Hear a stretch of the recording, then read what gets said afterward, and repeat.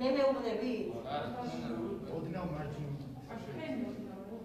აი ესე იყავით არაფერია რა შემო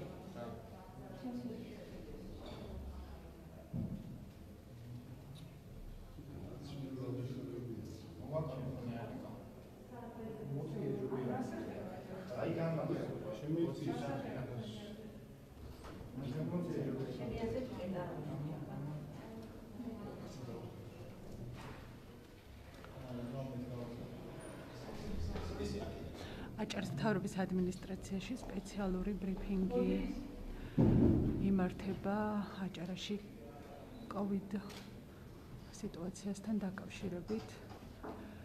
კომენტარს გააკეთებს აჭარის მთავრობის თავმჯდომარე, აჭარის ჯანდაცვის მინისტრი. ველოდებით წუთი-წუთზე უნდა გამოვიდეს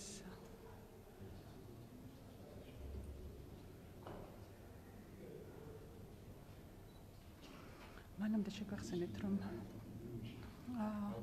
დღეს 2 სექტემბერს აჭარაში დაფიქსირდა კორონავირუსის 26 შემთხვევა, აქედან 5 საკარანტინო სივრციდან იყო გადმოყვანილი.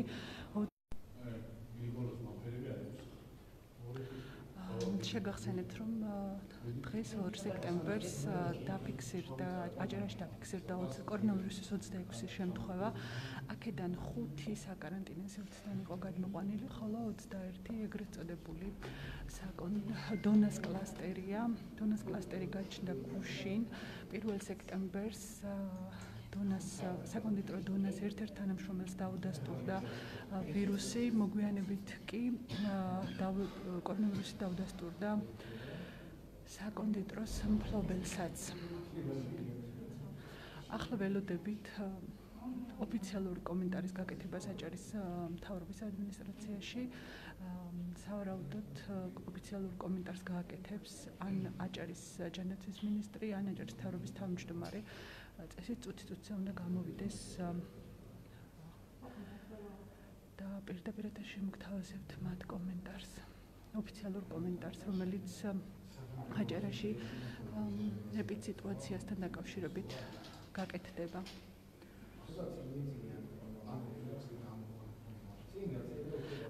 აქვე შეგახსენებთ იმასაც, რომ აჭარაში მთელი ბათუმში კონკრეტულად მთელი ქალაქის მასშტაბით შესაძლებელია უფასო ტესტირება. 3 კარავია ბათუმის ბულვარში გაშლილი.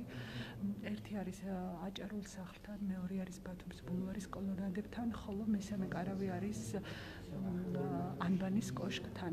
ასევე 5 პოლიკლინიკაში არის შესაძლებელი კორონავირუსზე უფასო ტესტის ჩატარება. ნებისმიერ ადამიანს, ვისაც სურს ტესტის გაკეთება, შეიძლება უფასოდ გაიტესტოს.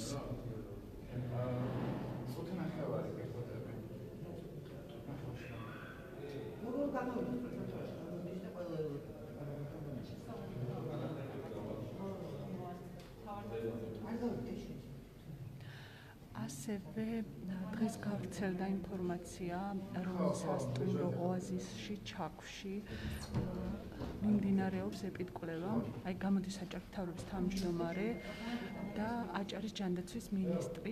როგორც ჩანს, ისინი გააკეთებენ კომენტარს.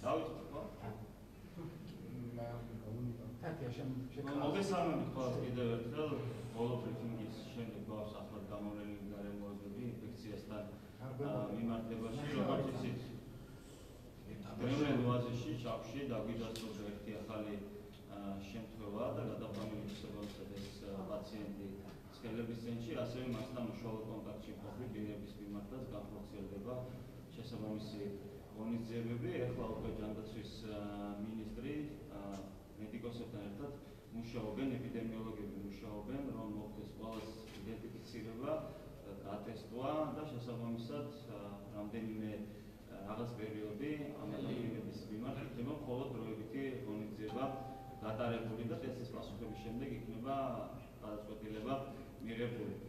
ამავე დროს ჩვენ გამოგვივლინდა ახალი შემთხვევა ბათუმშიც, კერძოდ საუბარია ნომერ მე-7 ეგრეთ წოდებული ყვითელი ავტობუსის სამარშრუტო ხაზზე, რომელიც მოძრაობს ხელვაჩაური ბათუმის მიმართულებით და მინდა ყველას მოუწოდოთ, რომ ვისაც შეხება ჰქონდა ამ კონკრეტულ სამარშრუტო ხაზს და მის გადაადგილდებოდა ყველა მიმართოს იმ კონკრეტულ წერტილებს, რომელიც ამ შემთხვევაში მოქმედებს ბათუმში, მათ შორის ბულვარშიც არის შესაბამისი კარები განთავსებული და ამავე დროს ლაბორატორიებში, სადაც ისინი უფასოდ შეძლებენ ტესტირების გავლას და ჩაიტარონ როგორც თვითმონიტორინგი, ასევე პროაქტიულად მოახდინონ მიმართვა შესაბამის ტესტირებებზე. ასევე ჩვენ გავამკაცრეთ კონტროლი, როგორც უკვე აღნიშნეთ, როგორც სატრანსპორტო სამსახურების მიმართ გადაადგილების ნაწილში, ასევე გამკაცრდება კონტროლი კიდევ უფრო მეტად საზოგადოებრივი კვების ობიექტების, კლუბების, ღამის კლუბების და რესტორნების მიმართულებით. დღეს ამ ეპიდემიოლოგიური ვითარების გათვალისწინებით დღის წესრიგში არ დგას ბათუმის ან აჭარის ჩაკეტვა ან შესაბამის შემოქმედებითი ღონისძიების დაწესება, თუმცა კიდევ ერთხელ ვიმეორებ იმისთვის, რომ ჩვენ ეს რისკები მართოთ, ეს ახალი ეპიდემიოლოგიური კერები რომ ჩავაქროთ, ამისთვის გვჭირდება მოქალაქეების მაქსიმალური ხელშეწყობა, მათი მაღალი პასუხისმგებლობა, ასევე შესაბამისი სამსახურების ეფექტურობა, რომ არ დარჩეს საჭირო ბათუმის მიმართ შესაბამისი საკარანტინო ღონისძიებების გატარება. ეს არის ძირითადად რისთვისაც ჩვენ გვინდა მოქალაქეების მაქსიმალური ჩართულობა და კიდევ ერთხელ მოვუწოდებ, ვისაც შემხებლობა ჰქონდა ამ ორ კონკრეტულ ახალ ეპიდემიოლოგიურ კერასთან, მაქსიმალურად ჩაერთონ ტესტირებაში, ჩაიტარონ ტესტირება და შემდეგ უკვე ამ შედეგების საფუძველზე მივიღებთ პროპორციულ გადაწყვეტილებას. ბატონ თორგეს, რესტორან ერასთან დაკავშირებითაც არის ინფორმაცია, თითქოს აქაც ფიქსირდება, COVID ინფექცირება, ინფორმაცია გაქვთ ამ დროისთვის არის თუ არა ნიმუშები აღებული ამ ინფორმაციით. ჯერჯერობით აღნიშნული კერა არ დასრულდება და როგორც აღნიშნეთ, მთელი ეს ზაფხული იყო მაქსიმალური კონცენტრაცია, როგორც ადგილობრივი მაცხოვრებლების, ასევე უამრავი სტუმრის, ამიტომ მოულოდნელი არ იყო, რომ ჩვენ გვექნებოდა ახალი ეპიდემიოლოგიური კერები, მაგრამ კიდევ ერთხელ ვიმეორებ, თუ კი იქნება მაქსიმალური პასუხისმგებლობა გამოჩენილი მოქალაქეების მხრიდან, ასევე შესაბამისი სამსახურების მხრიდან, ჩვენ შევძლებთ, რომ იმავე ბალანსით მართოთ ეს ინფექცია და ეს გამოთქვა. თქვენ აღნიშნეთ საზოგადოებრივი ტრანსპორტის ერთ-ერთ თანამშრომლად დაუდავთ და შესაბამისად ამ მიმართულებით გეგმავთ კიდევაც გამკაცრებას მონიტორინგის, მაგრამ ფაქტი არის, რომ ნაკადი მგზავრთა არის ძალიან გადაკვირთული სატრანსპორტო საშუალებებში და ასევე არ იცავენ შესაბამის ნორმებს. ამ მიმართულებით თუ შეცვალეთ პროტოკოლით რა? ეხლა უკვე დღის წესრიგში დგას, რომ ყველა ის რეკომენდაცია, რომელიც იყო გამოცემული, შესრულდეს ზედმიწევნით, ეფექტურად და განუხრელად ყველა, როგორც მათ შორის მძღოლებმა, სატრანსპორტო საშუალებების, სამარშრუტო ტაქსების განახორციელება, დეზინფექციები და რაც უნდა თვითმმართველობებს და მათ ხელმძღვანელებს უკვე მიეცათ შესაბამის დავალება, ასევე მგზავრებთან მიმართებაშიც მნიშვნელოვანი იქნება, რომ ამ წუთიდან პრაქტიკულად კიდევ უფრო მეტად განხორციელდეს ამ მოთხოვნების და რეკომენდაციების დაცვა. თუ შეიძლება გამოდებით სიტყვები, ბატონო ნინო, მიპასუხებთ სამედიცინო აგროხალხთან დაკავშირებით. აგროხალხთან დაკავშირებით ბატონო ნინო გავისალდა ინფორმაცია. ეხლა წეროდა ენაზე გავრცელდა კიდევ ინფორმაცია.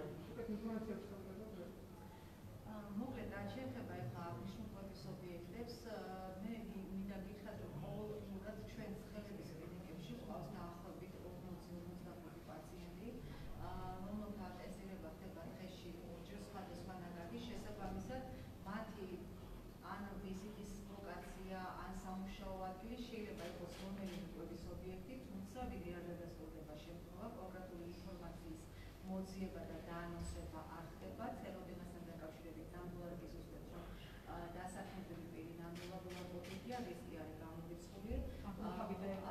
აი, რაც შეეხება სხვა ლოკაციებს, ამ ეტაპზე არ მაქვს ნამდვილად აფიქსირდება დადასტურებული შემთხვევები კავშირში არც ერთ კვების ობიექტთან, გარდა იმისა, რაც უკვე ეხლა მიმდინარეობს გადამოწმება. ეს გადამოწმება, როდესაც პაციენტი შედის ცხელების კლინიკაში, უბრალოდ ხდება, როგორც გითხარით. ცხელების კლინიკები, გარდა პოლიკლინიკებისა, შესაძლებელია სხვა სამედიცინო დაწესებულებებაც მიიღოს ასეთი პაციენტი, ამიტომ PCR დიაგნოსტიკა ყველა მათგანს უწევდება და დღის განმავლობაში იდება პასუხები, თუმცა როგორც გითხარით, არც ერთ დასახელებულ დაწესებულებებს მიღმა დარჩენილი დაწესებულებიდან, კვების ობიექტიდან ჩვენ ნომერ მეშვიდე ხარ. პაციენტთან დაკავშირებით რო გითხრათ, რომ ეს თანამშრომლობა აგროხალხის თანამშრომლებმა, PCR ტესტირება შესაძლებელია მიმართეს ამ კონკრეტულ სიტუაციას, მე ვერ გეტყვით, იმიტომ რომ ჩვენ ვერ ვფლობთ ყოველწუთიერ ინფორმაციას, ვინაიდან თქვენ იცით, რომ ამ დაწესებულებების გარდა კარავში ხდება ტესტირება და ხდება აგრეთვე იმ 5 ძირითად პოლიკლინიკებში, რომელიც ქალაქ-ბათუმის ტერიტორიაზე არის. ამიტომ ეს გაფართოებული მიზნობრივი ტესტირება იმდენად ფართემოცულობისა მუშინ მაგალითად მხოლოდ 2 კარავში 600 ნიმუში იქნა აღებული, მაშინ როდესაც ყოველდღიურად 100-მდე ნიმუში ხდებოდა ჯამში აღებული, დღეს მხოლოდ 2-ში იქნა 600, ეხლა დღეს გვაქვს უკვე 3 კარავი და 5 პოლიკლინიკა, შესაბამისად ეს რაოდენობა ყველაზე მეშვიდე კონკრეტულად რა გაინტერესებს? აი როგორ მოხდება არის ფაქტორების შესაბამისი სამედიცინო დაწესებულების დონეზე მოხდება მართვა, რა თქმა უნდა, ქალაქ თბილისში, ამიტომ კონკრეტული დაწესებულებიდან შეგიძლიათ აიღოთ კონკრეტული ინფორმაცია. ანუ გადაყვანილია ეს ტრანსპორტირების მომენტში. თუ შეიძლება ნომერ მეშვიდე სამარშრუტო ხაზის შემთხვევა რომ ჩაგვიშალოთ კონკრეტულად რა ხდება? ეხლა რაც შეეხება სამარშრუტო მძღოლებს, ზოგადად მაღალი რისკის კონტინგენტს, მიზნობრივ კონტინგენტს დაემატა სატრანსპორტო ხაზის წარმომადგენლები და პირველ რიგში მძღოლები. ეს კონტინგენტი 14 დღეში ერთხელ იტესტება. მათ შორის აღნიშნული მძღოლიც იტესტებოდა პერიოდულად, უკანასკნელი დროის პასუხი იყო უარყოფითი. ისინი მოდიან თანამშრომლობაზე ყველა ხაზის მძღოლი თუ ასე ვთქვათ საქალაქო შორისო სამარშრუტო ხაზის მძღოლი პერიოდულ კვირაში ერთხელ PCR დიაგნოსტიკას ექვემდებარება, მაგრამ როგორც იცით, ეს დიაგნოსტიკა არ არის რეგულარული ხასიათის და მას დაახლოებით მაქსიმუმ 72 საათიანი პერიოდი შეიძლება ჰქონდეს მოქმედების, ანუ შესაბამისად 2 კვირის იმისი უარყოფითი არ ნიშნავს, რომ მას რისკი არ ექნებოდა მომდევნო პერიოდში, ამიტომ ნებისმიერი მგზავრი, ნებისმიერი პირი სამარშრუტო ტაქსში თუ საზოგადოებრივ ტრანსპორტში მაქსიმალურად უნდა იცავდეს ეს და პირველ რიგში მძღოლი. ინფიცირების ხარჯვა ცნობილი. ვერ გეტყვით ჯერჯერობით. ამის შეგაფრთხილება ეხლა რაც შეეხება ინფიცირების წყალს, ეხლა დღეს ჩვენ რა შემთხვევების დავასახელეთ, ეს არის ახლახან შეწყობინებული შემთხვევები, ეპიდემიოლოგიური შესწავლა დაიწყო, სადღაც ალბათ არა უგვიანეს 1 საათისა და ამიტომ დეტალური ინფორმაცია ჯერჯერობით არ აქვს, შესაძლებელია გავიდეთ წყალზე, შესაძლებელია არ გავიდეთ, მაგრამ ჩვენთვის მნიშვნელოვანი არის ის, რომ დროულად შევზღუდოთ შემდგომი გადაცემა და ლოკალიზაცია გავაკეთოთ ეპიდემიოლოგიის აი ამ ეტაპზე. შიდა გავრცელება რა ეტაპზეა? შიდა გავრცელება, რა გითხრათ, ახლა გუშინდელი შემთხვევაც ინფექციის წყარო არის, კლასტერის პირველი ინფექციის წყარო არის უცნობი, შესაბამისად ეს არის ისეთი გავრცელება, რომელსაც ვერ ხდება იდენტიფიცირება, მაგრამ მიზანი ეს არ გახლავთ, როგორც გითხარით, თუმცა დეტალურად ვთხოვთ ჩვენ ყველა პაციენტს, ყველა კონტაქტირებულს იყვნენ მუსიკელები და კომუნიკაციაში ეპიდემიოლოგებთან, ვინაიდან ამ დროს სწორი და მაქსიმალურად დეტალური ინფორმაციის მოძიებას და გამჟღავნებას ძალიან დიდი მნიშვნელობა აქვს სამედიცინო. თუ შეიძლება მძღოლთან დაკავშირებით. ვაქცინასთან დაკავშირებით გაქვთ აი ეს ვაქცინასთან დაკავშირებით ჯერჯერობით, რა თქმა უნდა, ეხლა 1-2 თვის განმავლობაში ჩვენ ამას დავველოდებით, ამიტომ ჩვენთვის მაინც მნიშვნელოვანი რჩება პრევენციული ღონისძიებების მაქსიმალურად ზედმიწევნით დაცვა. ოაზისზე რომ ვთქვა, ეხლა დაიწყოს ამ მოსაუბრებელი არის თუ არა ხარ. იმიტომ რომ ჩვენ გადავწყვეტთ რომ ამ შემთხვევაში დროს ამას ველოდებით. რა თქმა უნდა, როდესაც ასე ვთქვათ, ეს შემსრულებელი ღონისძიებები მოიხსნა, ტურისტული სეზონი დაანონსდა, რაღაც კონტროლის მექანიზმებიც ვერ იდგა სათანადო დონემდე სხვადასხვა ინტერესების გათვალისწინებით, პროგნოზირებადი იყო და პროგნოზული იყო შემთხვევების აღნიშნული მატება, მაგრამ სიმართლე გითხრათ, ეს შემთხვევები, რაც გუშინ იქნა გამოყენებული, იყო საკმაოდ სერიოზული ხასიათის, ამიტომ ჩვენ ძალიან ასე ვთქვათ, მყისიერი და დაუყოვნებლივი რეაგირება მოვახდინეთ. ჩვენ არ ვფიქრობთ, რომ განსაკუთრებული მატება გაგრძელდება. ყველა მიმართულებით მაქსიმალურად ეფექტური მუშაობა არის გაშლილი და ვფიქრობთ, შესაძლოა მოხდეს შემთხვევების მატება მომდევნო პერიოდში, მაგრამ ამას ექნება ერთეული ხასიათი და არ გვექნება უფრო მეტად დაძაბული სიტუაცია, მაგრამ აი ამაში უნდა დაგვექნებოს მოსახლეობა თვითონ, ვინაიდან ყველა კონტროლის მექანიზმი, რომელიც აქამდე იყო ყოფილი, უნდა იყოს მაქსიმალურად დაცული თითოეული პირის. ქალბატონი ნინო, თუ შეიძლება ზუსტად მარშრუტი რომ გვითხრათ, რა პერიოდის რა მონაკვეთია საუბარი დავუშვათ, რამდენი დღის გამანძილზე უნდა მგზავრდნენ ადამიანები, ვინ უნდა სად უნდა მივიდნენ და ასე შემდეგ. ტესტირებისთვის ამბობთ. არა, მე გეკითხებით, ანუ მეშვიდე სამარშრუტო ხაზთან დაკავშირებით, როდის გამოუვლინდა მძღოლს ეს კოვიდ ინფექცია? სამარშრუტო ტაქსია თუ ავტობუსი? ხელვაჩაური ბათუმის მერე. ჯგუფური ექსკურსიების მიმართულებით ვარდებით რა ის გამკაცრებას, იმიტომ რომ ის დაშვებები, რაც საქართველოს ჯანდაცვის სამინისტროს ვებგვერდზე დევჩოლობად პროგრამის დაცვით, ის რჩება ძალაში, ოღონდ გამკაცრება კონტროლის მექანიზმები, სხვა დამატებითი შემსრულებელი ღონისძიებები არ იგეგმება, თუმცა ყველა მიმართულებით კონტროლი და დონას კლასტერთან დაკავშირებით ერთი წუთი დონასთან დაკავშირებით მინდა გკითხოთ, ეს 21 გამოვლენილი შემთხვევა არის უშუალოდ თანამშრომლები თუ არიან მომხმარებლებიც? და ოაზისთან დაკავშირებით? ოაზისთან დაკავშირებით ახლა მიმდინარეობს ეპიდემიოლოგიური მუშაობა, ყველა ვიზიტორის ტესტირება ჩატარდება. პრაქტიკულად სასტუმროში არ მოხდება ახალი ვიზიტორების შეშვება და ვიდრე ძველების პასუხები არ გვეწოდინება, შესაბამისად ისინი ვერ დატოვებენ სასტუმროს. ანუ პრაქტიკულად დაახლოებით ერთი მაქსიმუმ 2 დღის განმავლობაში ის იქნება აი ამ მდგომარეობაში, ვიდრე არ გვექნება ზუსტი PCR დიაგნოსტიკის შედეგები. შემდეგ უკვე ამ შედეგებზე იქნება დამოკიდებული შემდეგი მოქმედების და ის რა ანუ წავიდა ხო ნაწილი მათგანი და რატომ ამათი გადინება? დადასტურების შემდეგ გადინება არ მოხდა დამსვენებლების ჩვენი ინფორმაციით, ოღონდ მას შემდეგ, როდესაც უკვე ეპიდემიოლოგიური სამსახური იქმნით. არა ნაწილი ტურისტების როგორც ჩვენ გვაქვს დატოვეს მათ ტერიტორიაზე და აიგებება ამ მიმართულებით.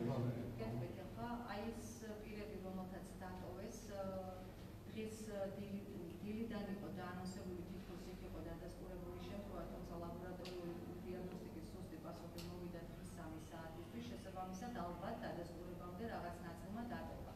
ამიტომ ჩვენ ახლა იდენტიფიცირებას ვახდენთ აი ამ დატოვებული სტუმრების შემხებლობისა, ჩვეულებრივად აღნიშნულ პირებთან თუ კი შემხებლობა გადაიკვეთება, რა თქმა უნდა, შესაბამის რეგიონების საზოგადოებრივი ჯანდაცვას გადაეცემა ინფორმაცია და ისინი დაუყოვნებლივ ტესტირებას დაემორჩილებიან.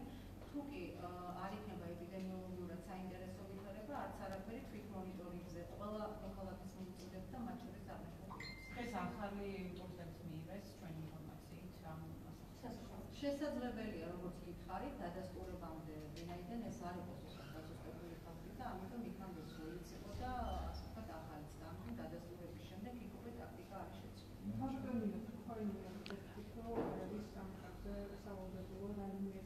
კორონავირუსის ახალი შემთხვევა გვაქვს ბათუმში, ყვითელი ავტობუსის მძღოლს დაუდასტურდა კერძოდ ხელვაჩაური ბათუმის ხაზზე მომუშავე 7 ნომერი ავტობუსის მძღოლს.